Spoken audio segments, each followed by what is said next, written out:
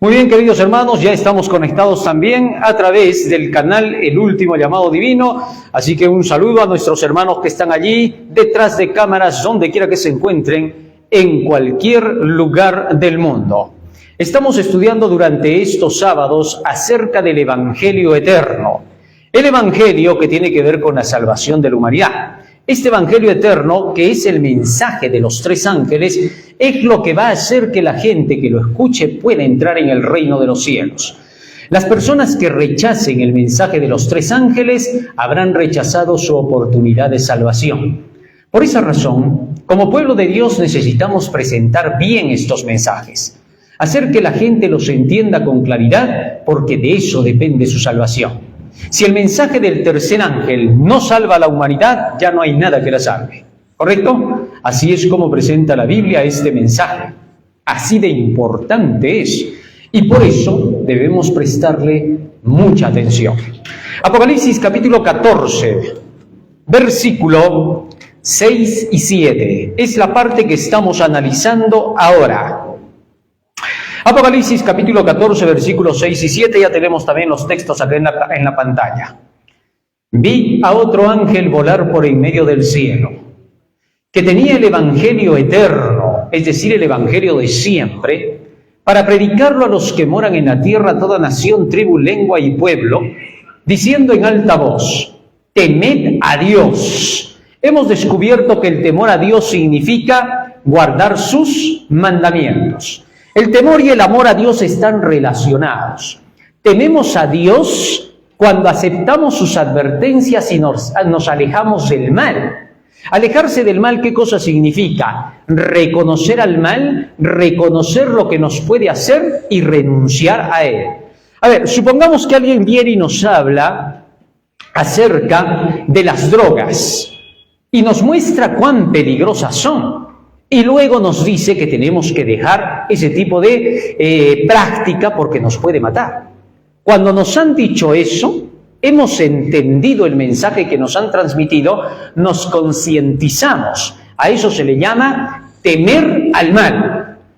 Pero luego de temer al mal, ahora tenemos que amar a Dios, ¿correcto? Y amamos a Dios cuando guardamos sus mandamientos. De ahí que el temor y el amor nos van a llevar a la obediencia de la ley de Dios.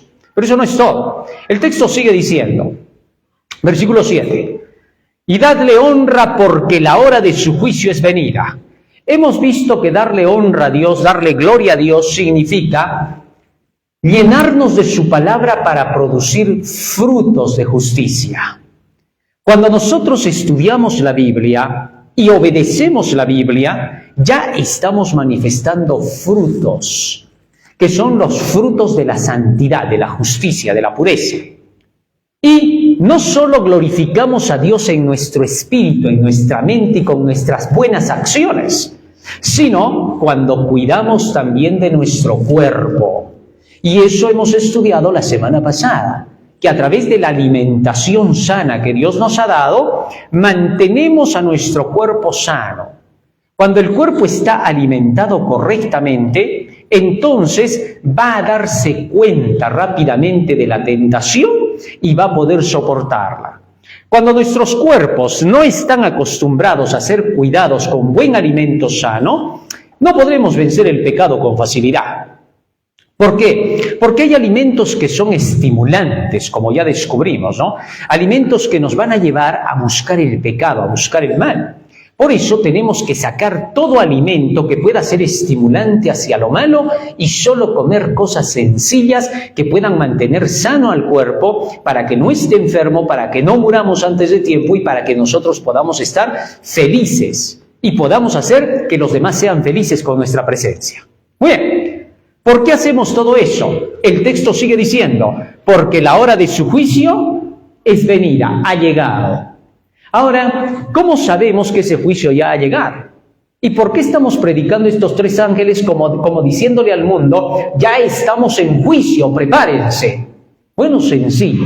Vamos a descubrir cómo la Biblia presenta la hora del juicio y para cuándo. Daniel capítulo 7, versículos 9 y 10, el profeta Daniel vio en visión el momento cuando comenzaría el juicio en el cielo. Vamos a ver de qué se trata.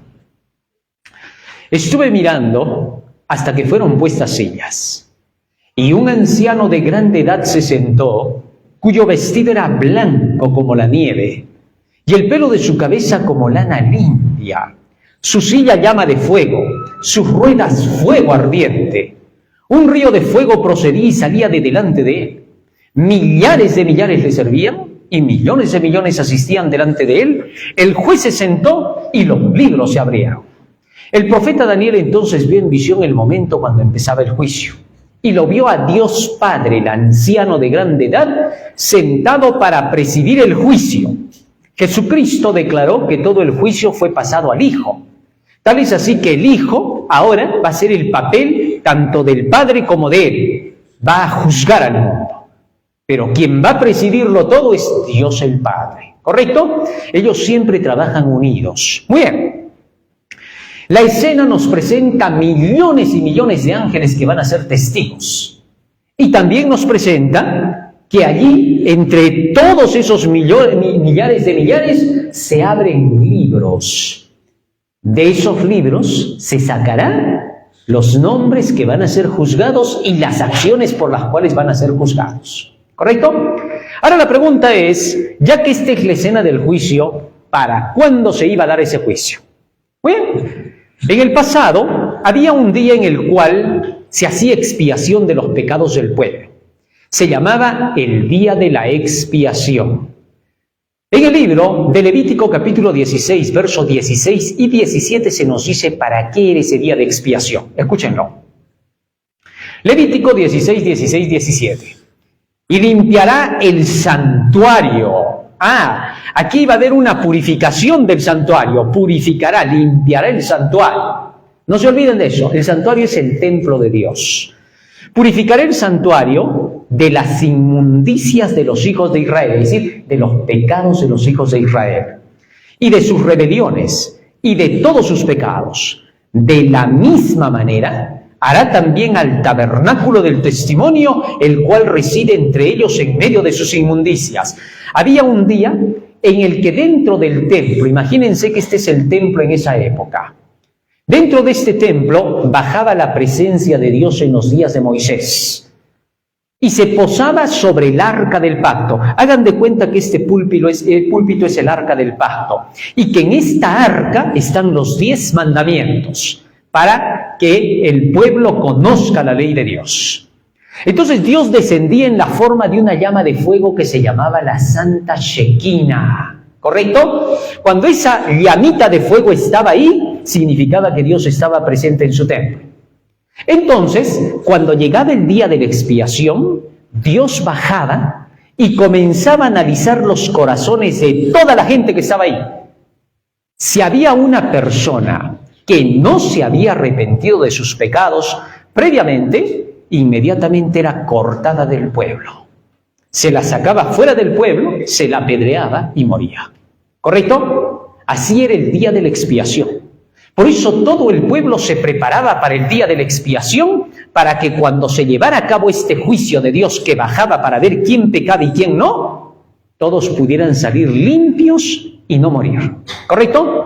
Ahora ya, en ese día, mientras Dios bajaba dentro del templo, la gente debía de esperar afuera, lista para saber cuál era la decisión de Dios y recién ser aceptados por Dios. Versículo 17 por eso sigue diciendo: ningún hombre estará en el tabernáculo del testimonio cuando él entrare a hacer la reconciliación en el santuario, hasta que él salga y haya hecho la reconciliación por sí, por su casa y por toda la congregación de Israel.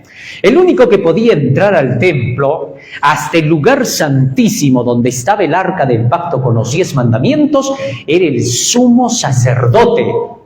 ¿Por qué? Porque el sumo sacerdote ese día entraba con la sangre del animalito que iba a ser la ofrenda que representaría a Jesús, para presentar esa sangre delante de la presencia de Dios. ¿Por qué?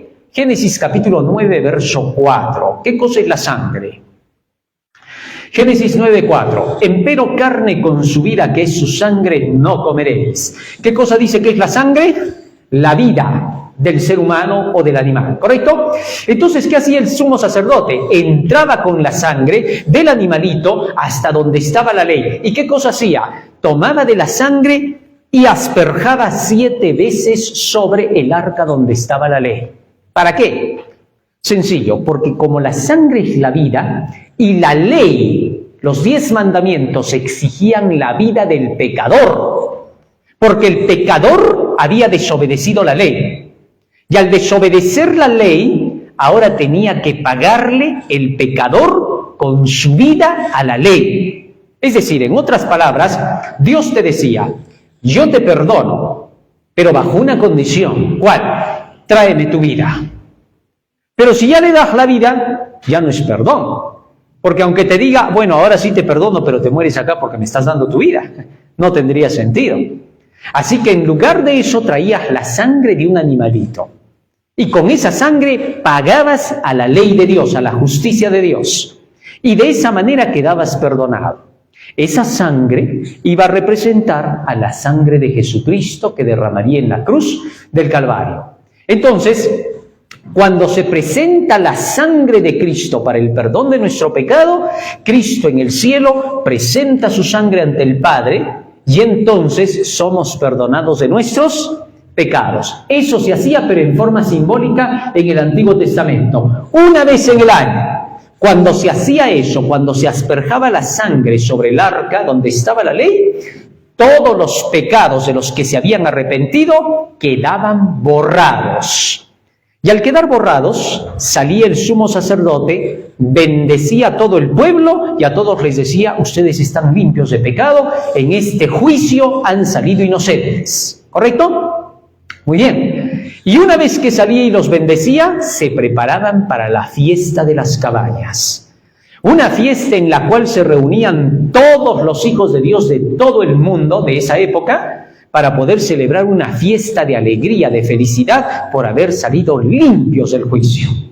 Así también, cuando se acabe el juicio en el cielo y Cristo venga por segunda vez, llevará a sus hijos para que puedan disfrutar de la gran fiesta de las bodas del Cordero, de las cuales Cristo prometió a todos los que se salvarían. ¿Correcto? Así se repite lo que se hacía en símbolos en el pasado, en la realidad. Pero ahora lo que nos interesa es esto. Esa purificación del santuario que se hacía cada año en la tierra, se iba a llevar a cabo en el cielo, en una purificación de toda la tierra. Todo el mundo pasaría por la purificación. ¿Qué se llamaría ese día? Daniel capítulo 8, versículo 14. Fíjense lo que dice el profeta Daniel. Y él me dijo, hasta 2300 días de tarde y mañana, y el santuario será, ¿qué cosa dice? Purificado.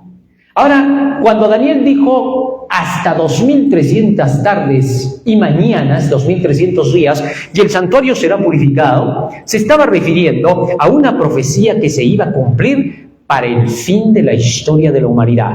No era para sus días. ¿Cómo sabemos eso? Versículo 17, sigan leyendo.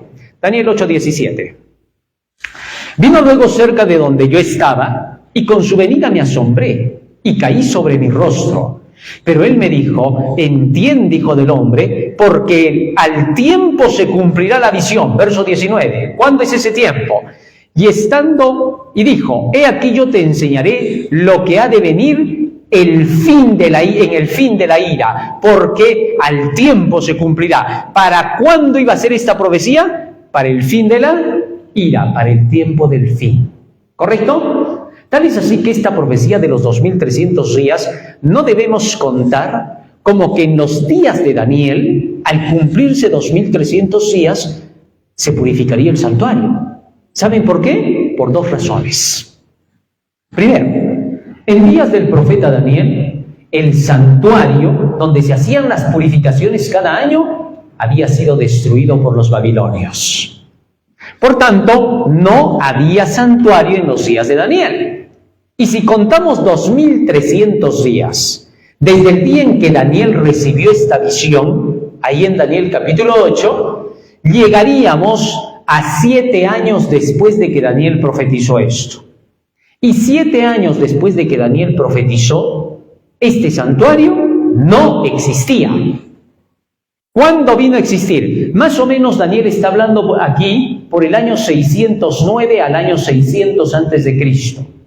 Y el santuario se volvió a construir después de que los babilonios lo destruyeron en el año 457 antes de Cristo.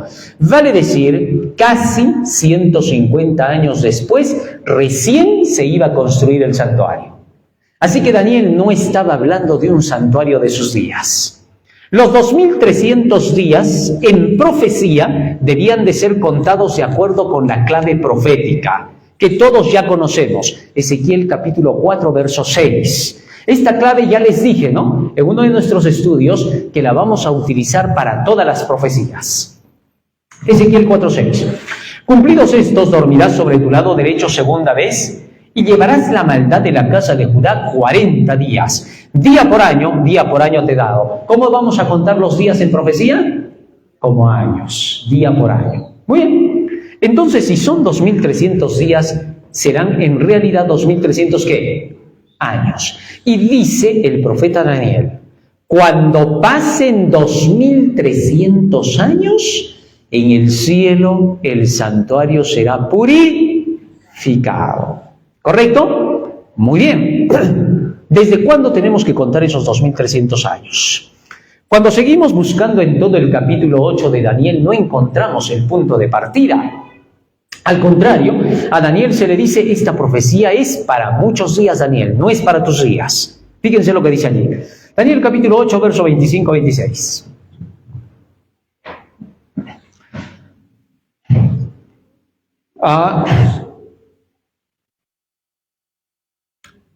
No, aquí estamos, versículo 26, ahí está. Y la visión de la tarde y la mañana, que está dicha, de los 2300 tardes y mañanas, es verdadera. Y tú guarda la visión porque es para muchos, ¿qué?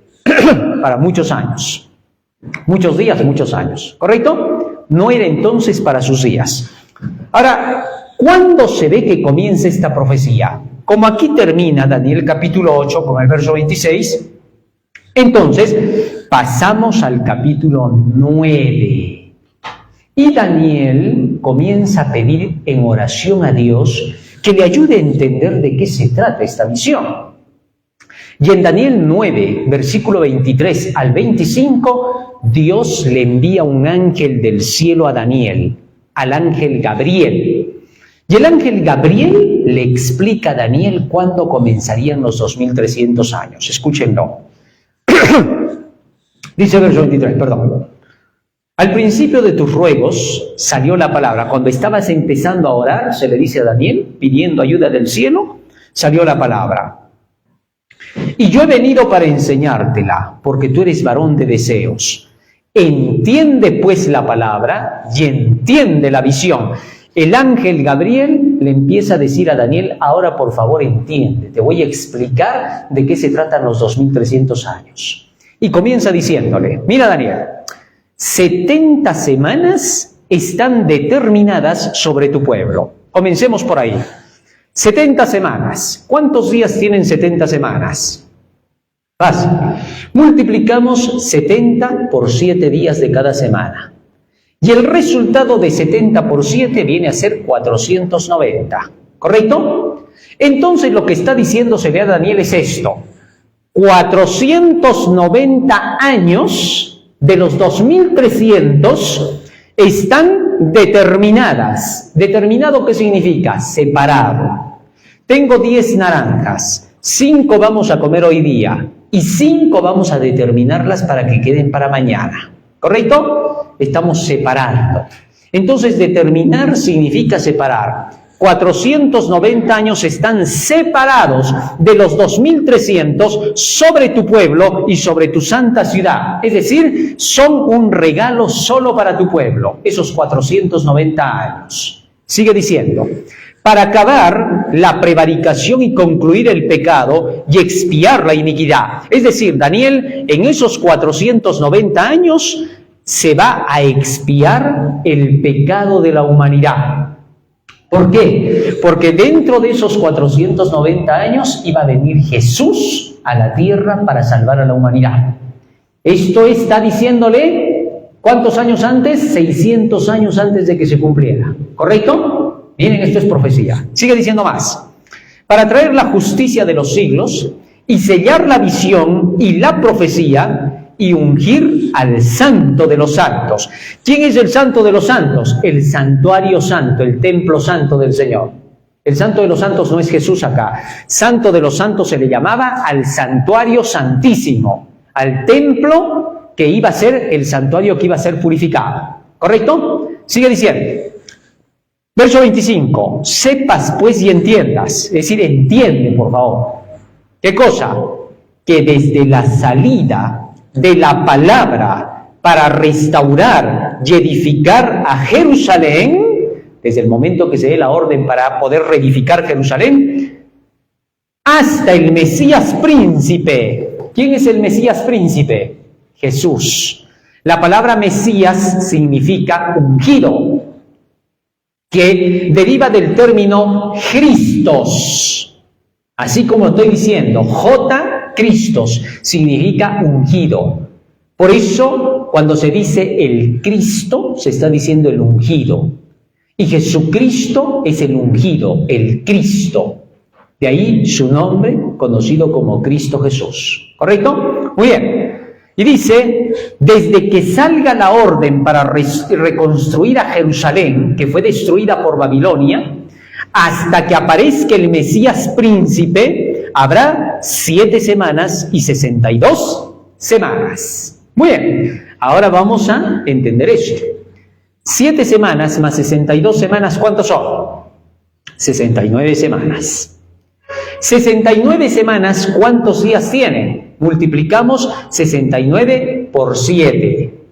Y nos dan un total de 483 días, que son años. ¿Correcto? Miren cómo estamos sacando ahora la cuenta.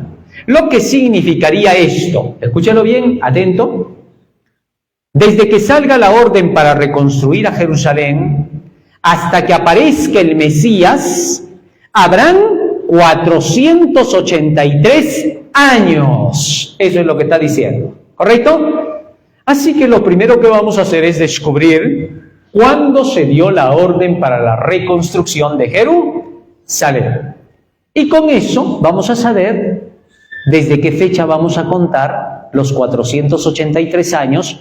Y cuando lleguemos a esos 483 años, Cristo debe haber llegado a la tierra por primera vez, es decir, hace 2000 años. ¿Correcto? Fíjense que esta es una profecía que indicaba el tiempo exacto de la llegada del Mesías, cuando vino la primera vez. Muy bien, vamos al libro de Esdras, capítulo 7, versículo 5 al 12. Fíjense lo que dice allí. Esdras, capítulo 7, versos 5 al 12.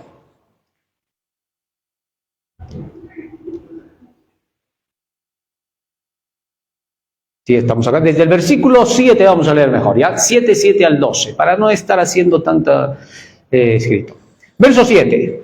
Y subieron con él, con Esdras, a Jerusalén, de los hijos de Israel, y de los sacerdotes, y levitas, y cantores, y porteros, y netineos, escúchenlo bien, atentos, en el 7º año del rey Artajerjes. No se olviden, por favor. ¿Para qué subieron? Vamos a ver para qué en el 7º año del rey Artajerjes. Versículo 12. Sigan leyendo. Artajerjes, rey de reyes, a Esdras, sacerdote, escriba perfecto de la ley del Dios del cielo, salud, etc. Verso 13. Por mí es dado mandamiento que cualquiera que quisiere en mi reino del pueblo de Israel y de sus sacerdotes y levitas ir contigo a Jerusalén, que vaya. Verso 14. ¿Para qué? Porque de parte del rey y de sus 7 consultores eres enviado a visitar a Judea y a Jerusalén conforme a la ley de tu Dios que está en tu mano. Verso 15. Porque y a llevar la plata y el oro que el rey y sus consultores voluntariamente ofrecen al Dios de Israel, cuya morada está en Jerusalén. ¿Para qué iba a ir Esdras en el 7º año del rey Artajerjes a Jerusalén, llevando la plata y el oro para su reconstrucción. Así que la orden se dio en el 7º año del rey Artajerjes. Cuando vamos a la historia y buscamos en qué año comenzó a gobernar Artajerjes, encontramos en la historia universal que empezó a gobernar en el año 464 a.C. Ahora, ustedes saben que las fechas antes de Cristo retrocedían, ¿no es cierto? 464, 63, 62, 61, hasta el año 0 en que se cree que nació Jesús. Y de ahí comienza la era cristiana, que ya han pasado 2024 años. ¿Está claro? Muy bien. Ahora, desde el 464 antes de Cristo, súmenle 7 años. ¿Qué año sería?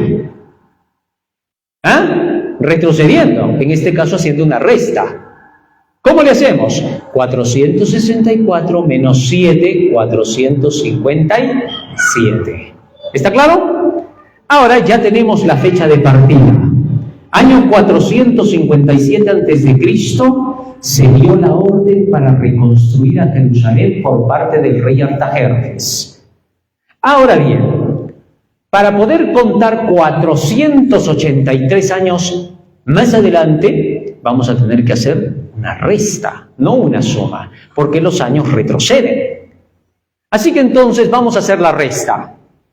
Todos ustedes agarren sus lapiceros y papel ahí donde están y saquen 483 menos 457. ¿Qué fecha nos da?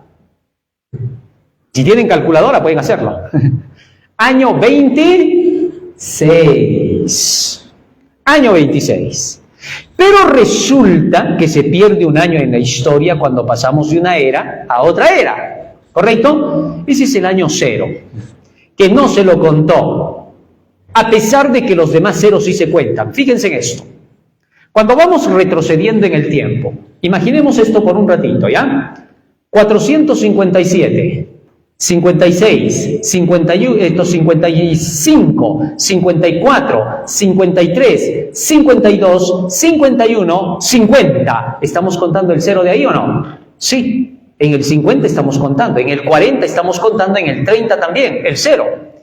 Pero ¿qué resulta? Que en la historia, cuando llegamos al año 3, 2, 1, saltaron otra vez al año 1. Es decir, se acabó hasta el 1, el menos 1 y pasamos al más 1. Dejaron de lado el 0. A pesar de que en el 10 se cuenta el 0, en el 20 se cuenta el 0, en el 30 se cuenta el 0, en el 0 que fue 0 no lo contaron al 0. Por eso dicen, no existió el año 0. Entonces, en la realidad debió contarse el 0. Porque si se estaba contando el 20, el 10 también debió contarse el 0. Pero como no contaron ese año perdido se suma. Y como hemos llegado al 26, en realidad sería el año 27. Año 27, ¿correcto? En el año 27 debía aparecer el Mesías, el ungido. ¿Cuándo fue ungido Jesús? San Lucas capítulo 3, verso 20 y 21. Fíjense lo que dice allí. San Lucas 3, 20 y 21. Escuchen lo que dice acá. Añadió también, ¿estamos bien? Sí, ¿no? Sí, versículo 21. Desde el 21 vamos a leer. Y aconteció que como todo el pueblo se bautizaba, también Jesús fue bautizado. Llorando, el cielo se abrió. Verso 22. Y descendió el Espíritu Santo sobre él en forma corporal como paloma. Y fue hecha una voz del cielo que decía, tú eres mi Hijo amado, en ti me he complacido. ¿Cuándo descendió el Espíritu Santo sobre Jesús? Cuando se bautizó. Muy bien. Punto 1. No se pierdan, por favor. Sigue diciendo. Verso 23. Y el mismo Jesús comenzaba a ser como de 30 años, hijo de José, como se creía, hijo de Elí. ¿Cuántos años tenía Jesús cuando se bautizó? Ya está. Ahorita vamos a entrar ahí. Vamos a explicar eso. Pero primero vamos a Hechos 10:38 para que vean que el ungimiento del Espíritu Santo en la ocasión del bautismo de Cristo lo hizo Mesías. Hechos 10:38. Cuanto a Jesús de Nazaret, cómo le ungió Dios de Espíritu Santo y de potencia, el cual anduvo haciendo bienes. ¿Qué cosa pasó cuando recibió el Espíritu Santo Jesús? Fue ungido, se llamó el Cristo. ¿Desde cuándo es entonces Jesús el Mesías, el Cristo? ¿Desde que nace o desde que se bautiza? Muy bien dicho, desde que se bautiza es ungido. ¿Correcto? Ahora, ¿por qué Jesús tenía 30 años en el año 27? Se supone que si Jesús nació en el año 0, ¿cuántos años debía de tener para el 27? 27. ¿Pero por qué tiene 30? Ah, sencillo, porque en realidad Jesús no nació en el año 0, sino que se dice era cristiana desde el 0. Jesús nació cuando Herodes el Grande estaba vivo, el rey Herodes, quien mandó matar a los niños menores de 2 años porque querían matar a Jesús. ¿Se acuerdan? Y José tuvo que escapar con María hasta Egipto, haciendo huir a Jesús porque Herodes lo quería matar. Eso está en San Mateo capítulo 2, cuando los magos vinieron para visitar a Cristo del Oriente y el rey Herodes les dijo: díganme dónde está el Mesías para yo también ir a adorar, pero lo que ir a matar a Jesús. ¿Correcto? Muy bien. Ahora, resulta que Herodes el Grande se muere en el año -4, es decir, 4 años antes del 0. Entonces Jesús tuvo que haber nacido cuando Herodes estaba vivo, y Herodes murió por juicio de Dios porque quiso matar a Jesús. Así que entonces Jesús nació en el año -4, cuando Herodes estaba muriendo por juicio de Dios. Ahora contemos, y miren bien por favor y atiendan. Como los años retrocedían antes de Cristo, vamos a empezar desde el -4. Desde el -4 hasta el -3, ¿cuántos años hay? 1. Hasta el -2, 2. Hasta el -1, 3. Más los 27 que comenzaban desde el 1 hasta que Jesús se bautiza. ¿Cuántos son? Todo completo, todo perfecto, todo exacto. ¿Se dan cuenta? 30 años y Jesús se estaba bautizando. Ya está. Hasta aquí está claro. ¿Qué más iba a pasar? Sigamos leyendo. Daniel capítulo 9, versículo 25 y 26. Daniel 9, 25 y 26. Sigue diciendo: sepas pues y entiendas que desde la salida de la palabra para restaurar y edificar a Jerusalén desde el 457 hasta el Mesías príncipe habrán 483 años. Se tornará a edificar la plaza y el muro en tiempos angustiosos. Verso 26. Y después de las 62 semanas, después del año 27, porque ahí estamos ya, después del año 27, se quitará la vida al Mesías, es decir, se matará al Mesías. Sigue diciendo, y no por sí, es decir, no por sus pecados, no por su culpa, no por ser un criminal él, sino por los pecados del mundo entero.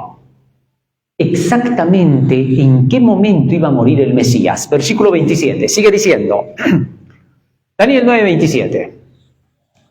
Y en otra semana confirmará el pacto a muchos, y a la mitad de la semana hará cesar el sacrificio y la ofrenda. ¿Cuándo cesaron los sacrificios y las ofrendas? Cuando Cristo murió, ya no se tenía que sacrificar más animales, porque Cristo era el sacrificio que moría por todos nosotros.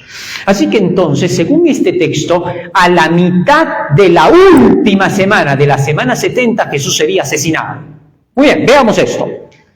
¿Cuántas semanas habían pasado desde el 457? 69 semanas.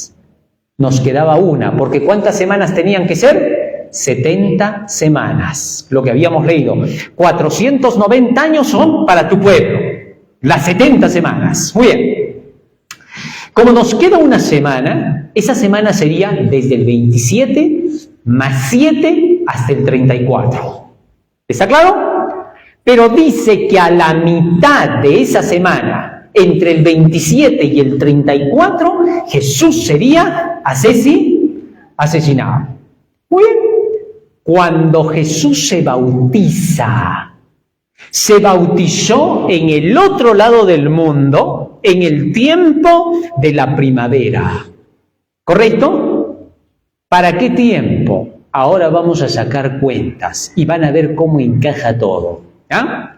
Jesucristo se estaba bautizando por el mes de octubre, en el otro lado del mundo, 30 años después de haber nacido.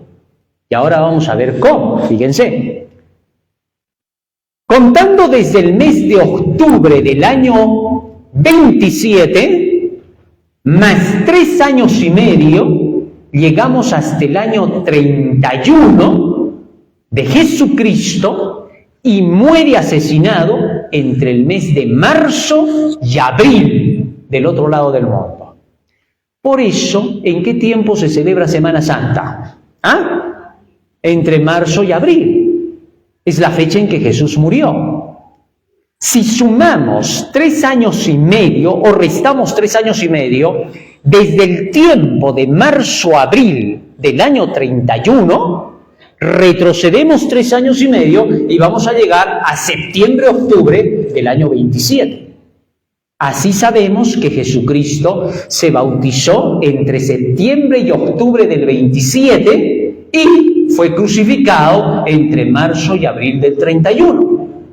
Y por eso se celebra la Semana Santa por esa fecha. Pero eso no es todo. 3 años y medio más tarde, llegamos hasta el año 34, en el mes de octubre, cuando Esteban, apóstol de Jesucristo, fue asesinado. Y se cumplieron los 34, hasta el año 34, las 70 semanas. Ahora, ¿por qué nos interesa la muerte de Esteban? Ahora los voy a ubicar. Vamos a ir por partes ahora. Resulta que la profecía decía, 70 semanas, 490 años, son un regalo para tu pueblo.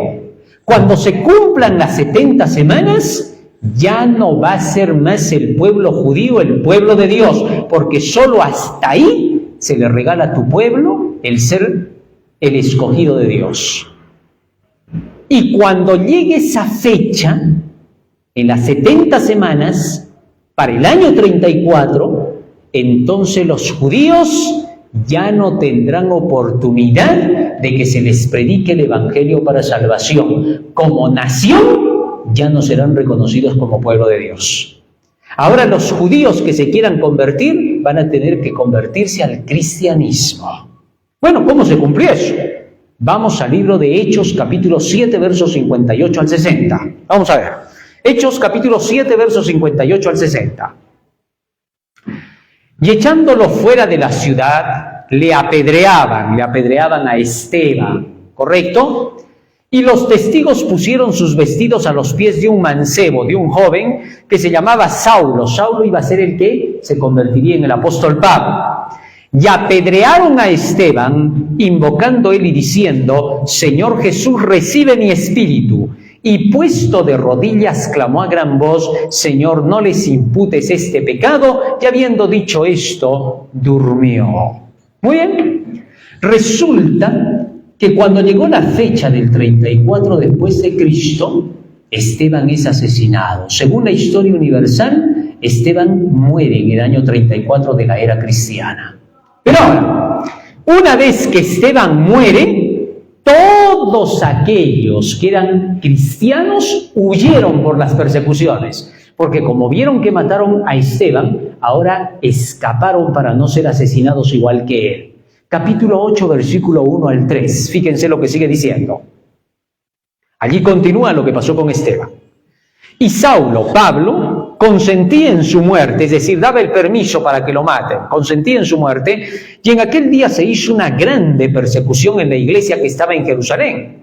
Y todos fueron esparcidos por las tierras de Judea y de Samaria, salvo los apóstoles. Y llevaron a enterrar a Esteban varones piadosos e hicieron gran llanto sobre él.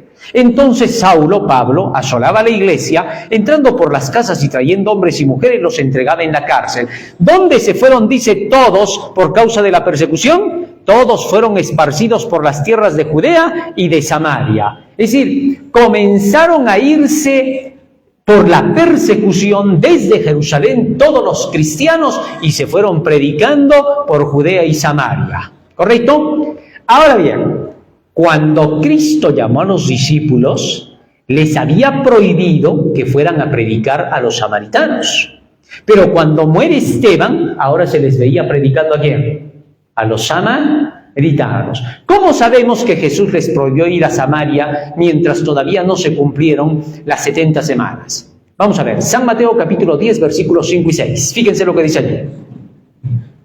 San Mateo capítulo 10, versículos 5 y 6. San Mateo capítulo 10, versos 5 y 6. A estos 12 envió Jesús, a los cuales dio mandamiento diciendo: por el camino de los gentiles no iréis, y en las ciudades samaritanos no entréis, mas id antes a las ovejas perdidas de la casa de Israel. ¿Qué orden les dio? No vayan ¿dónde? No era su tiempo de predicación, solamente a las ovejas perdidas de la casa de ¿qué? De Israel. Los samaritanos no podían todavía ser predicados. ¿Está claro? Muy bien. Siendo así, cuando matan a Esteban, se ve que recién se van a Samaria los discípulos de Cristo para poder predicar. ¿Está claro? Hasta ahí se cumplieron las 70 semanas o 490 años. Pero todavía nos falta para llegar a los 2300 años, ¿correcto? Como ya han pasado 490 años o 70 semanas, para poder saber cuántos años nos faltan para los 2300, tendremos que hacer una simple resta. 2300 menos 490 que ya se han cumplido hasta el año 34. ¿Cuánto nos da como resultado? Calculadoras. Miren que hasta la Biblia tiene matemática. Hay muchos que dicen, no, la Biblia solamente te habla de reglas morales. No, señor, te habla de todo, es ciencia también la Biblia. Muy bien, 2300 menos 490, ¿cuánto es? 1810. Muy bien. Ahora, como ya estamos en el año 34 cuando matan a Esteban y ya han pasado hasta ahí 490 años, sumamos 1810 más 34. ¿Cuánto nos da? 1844. Es decir, desde el año 457 a.C., 2300 años más tarde, llegamos a 1844. Ahora bien, ¿cuándo exactamente se dio el permiso para poder ir a la reconstrucción de Jerusalén? En el libro de Esdras, en el capítulo 7 y en el versículo 5 y 6 leemos lo siguiente. Esdras capítulo 7, versos 5 y 6. O vamos directo al 6. Este Esdras subió de Babilonia, el cual era escriba diligente en la ley de Moisés, que Jehová Dios de Israel había dado, y le concedió el rey según la mano de Jehová su Dios sobre él todo lo que pidió. Verso 7. Y subieron con él a Jerusalén de los hijos de Israel y de los sacerdotes y levitas y cantores y porteros y netineos en el 7º año del rey Artajerjes. Verso 8. Y llegó a Jerusalén, escuchen, en el mes 5, en el año 7º del rey. Interesante. Estas cosas a nosotros nos van a ubicar exactamente en el tiempo. Resulta que en el año 457, en el mes 5, él estaba llegando para poder hacer la reconstrucción. Sigamos leyendo ahora. No se olviden, por favor, verso 9. Porque el día primero del primer mes fue el principio de la partida de Babilonia, y al primero del mes 5 llegó a Jerusalén según la buena mano de su Dios sobre él. Verso 10. Porque Esdras había preparado el corazón para inquirir la ley de Jehová y para hacer y enseñar a Israel mandamientos y juicios. Verso 11. Y este es el traslado de la carta que dio el rey Artajerjes a Esdras, sacerdote escriba de las palabras mandadas de Jehová y de sus estatutos a Israel. Verso 12. Artajerjes, rey de reyes, a Esdras, sacerdote escriba perfecto de la ley del Dios del cielo, salud, etc. Verso 13. Por mí es dado mandamiento que cualquiera que quisiera en mi reino, del pueblo de Israel y de sus sacerdotes y levitas ir contigo a Jerusalén, que vaya. Verso 14.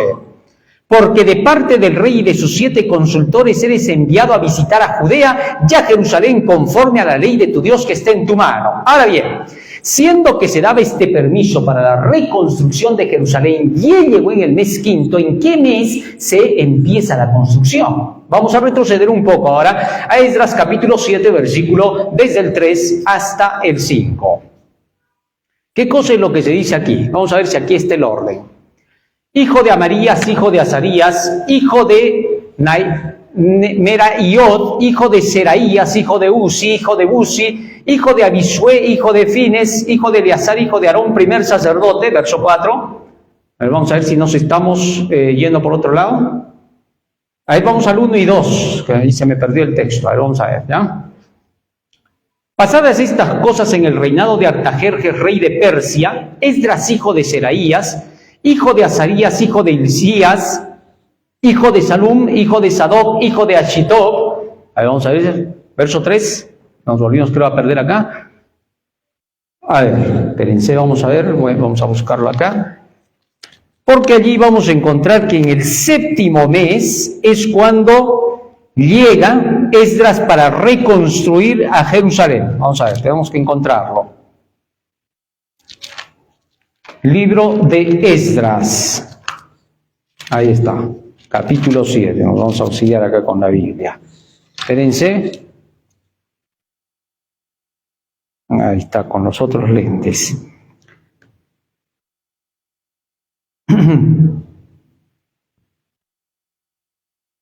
Que no se nos pierda este texto.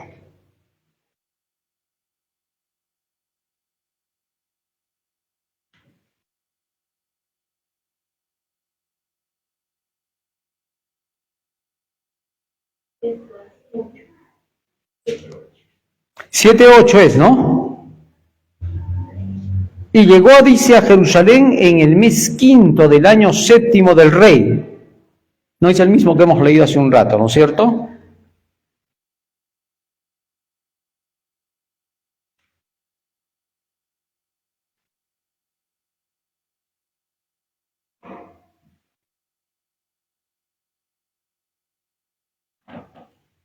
Bueno, se nos perdió ese texto. Yo les voy a dar después donde se hace mención de que en realidad la construcción la estaría comenzando para el mes 7º. Aunque él llegó en el mes quinto, fue en el mes 7º que se empieza la construcción. ¿En qué nos ayuda el saber que fue en el mes 7º? Porque entonces este mes coincidía directamente con el día de la expiación, ya que para ese tiempo era que se llevaba a cabo la purificación del santuario en los días de Esdras. ¿Qué significaría? Que para llegar a la fecha de 1844, que es la que nos interesa, estaríamos llegando para el día de la expiación en 1844, que sería en el mes de octubre. Y es por eso que cuando se sacó la fecha de los 2300 años para 1844, se llegó al 22 de octubre de esa fecha, para 1844. Eso lo vamos a ver después cuando encontremos ese versículo. Muy bien, lo que nos interesa hasta ahorita, Daniel capítulo 8, versículo 14. ¿Qué pasaría al final de los 2300 años? Y él me dijo, hasta 2300 días de tarde y mañana, y el santuario será, ¿qué dice? Purificado. Ahora bien, como los 2300 años llegaron hasta 1844, para esa fecha, el santuario de Dios en el cielo sería purificado. Ahora, ¿por qué? Aquí hay un punto más a entender. Resulta que el santuario que fue construido por Moisés y que luego se construyó en la forma de un templo en los días de Salomón, al cual los babilonios destruyeron y que tenía que volver a ser reconstruido en el año 457, ese templo que fue reconstruido solamente llegó hasta el año 70 después de Cristo, cuando los romanos lo destruyeron finalmente. ¿Correcto? Entonces, cuando se habla de la purificación de este santuario para 1844, el santuario terrenal ya no existía como un lugar en el cual Dios habitaba. ¿Por qué? Porque fue destruido en el año 70 después de Cristo por Tito, emperador de Roma. Entonces, ¿qué templo es el que iba a ser purificado para 1844? El templo que iba a ser purificado para 1844 no sería un templo hecho en la tierra, sino el templo del cielo. ¿Cómo sabemos eso? Vamos a ver, Hebreos capítulo 9, versículos 12 y 23 y 24. Fíjense lo que dice ahí. Y no por sangre de machos cabríos ni de becerros, mas por su propia sangre entró una sola vez en el santuario, habiendo obtenido eterna redención. Verso 13. Verso 13. Porque si la sangre de los toros y de los machos cabríos y la ceniza de la becerra rociada a los inmundos santifica para la purificación de la carne. Verso 14. Cuánto más la sangre de Cristo, el cual por su Espíritu eterno se ofreció a sí mismo sin mancha a Dios, limpiará vuestras conciencias de las obras de muerte para que sirváis al Dios vivo. ¿Dónde dice que entró Cristo? Al santuario. ¿Pero qué santuario? Vamos a ver, sigamos leyendo, verso 22 al 24. Verso 22 al 24. Y casi todo es purificado según la ley con sangre, y sin derramamiento de sangre no se hace remisión. Verso 23. Fue pues necesario que las figuras de las cosas celestiales fuesen purificadas con estas cosas, empero las mismas cosas celestiales con mejores sacrificios que estos. Verso 24. Porque no entró Cristo en el santuario hecho de mano figura del verdadero, sino en el mismo cielo, para presentarse ahora por nosotros en la presencia de Dios. ¿En qué santuario entró el Cristo? En el santuario del cielo. Ahora ya, para 1844, Cristo estaba entrando en el santuario celestial para poder hacer expiación por nuestros pecados. La purificación del santuario que vimos hace un momento en el Antiguo Testamento era llevada a cabo una vez en el año para poder llevar a cabo un juicio de los pecados de los israelitas, y si alguno de ellos no se había arrepentido, habíamos visto que era cortado del pueblo. A partir de 1844, en el cielo se comenzó la obra de la purificación del santuario.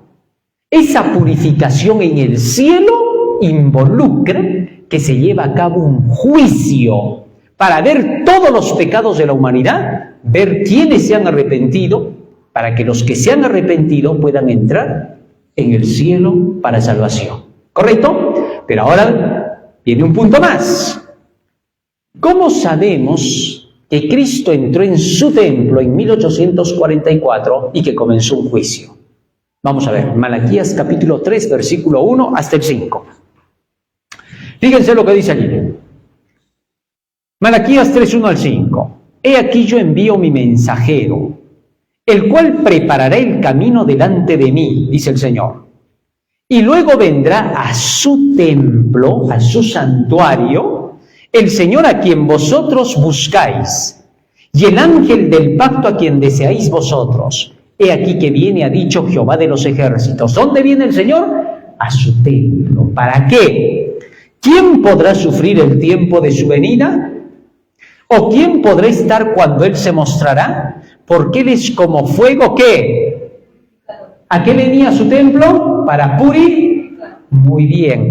Y este acto de purificación ¿Qué cosa se llamaba? Versículo 5. Malaquías 3:5. Miren lo que se llamaba. Y me llegaré a vosotros, ¿a qué? A juicio. Y seré pronto testigo contra los hechiceros y adúlteros, contra los que juran mentir y los que detienen el salario del jornalero, de la viuda y del huérfano, y los que hacen agravio al extranjero no teniendo temor de mí, dice Jehová de los ejércitos. Entonces el Señor venía a su templo para purificarlo, porque entraba en juicio con su pueblo.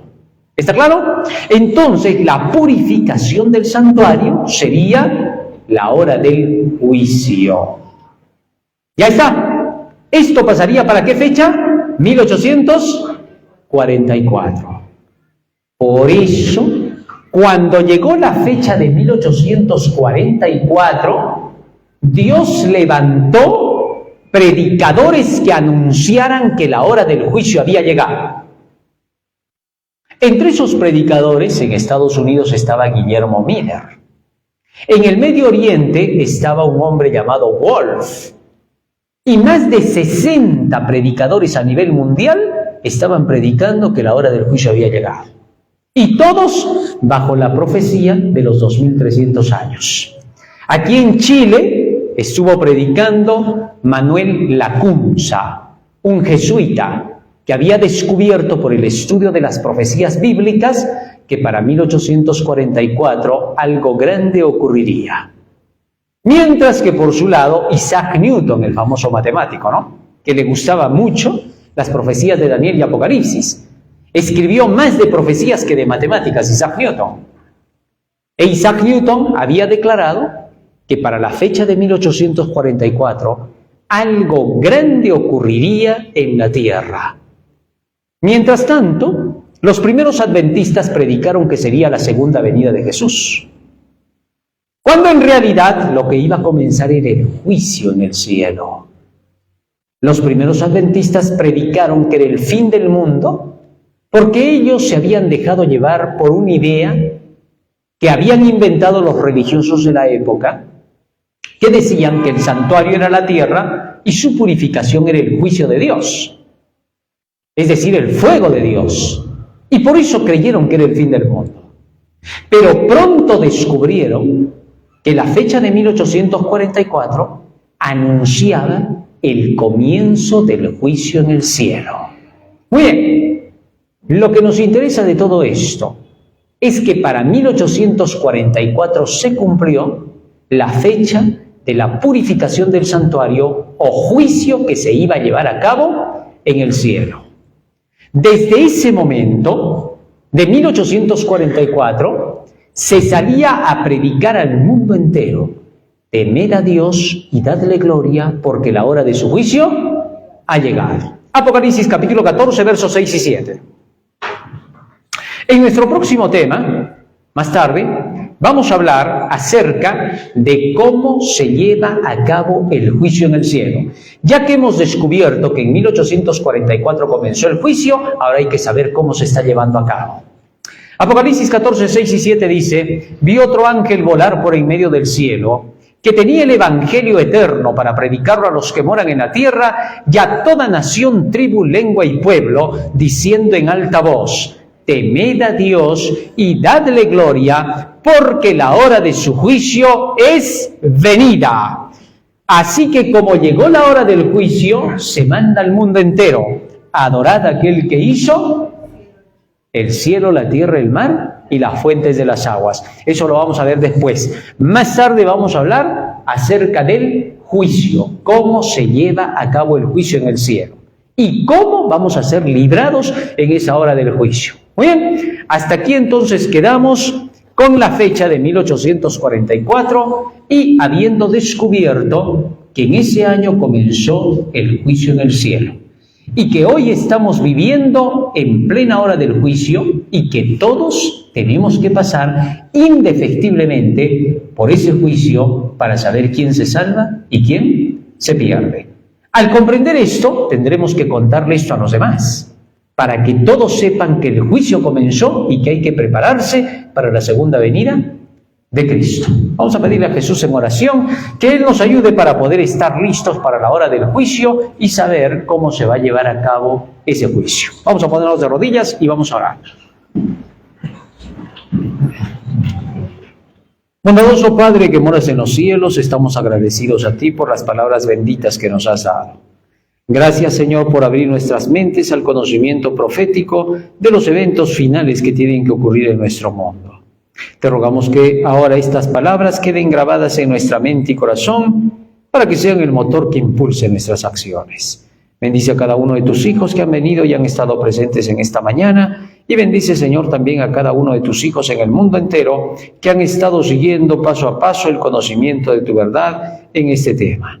Porque te lo rogamos en el nombre de Jesús. Amén. Amén, Señor. Amén.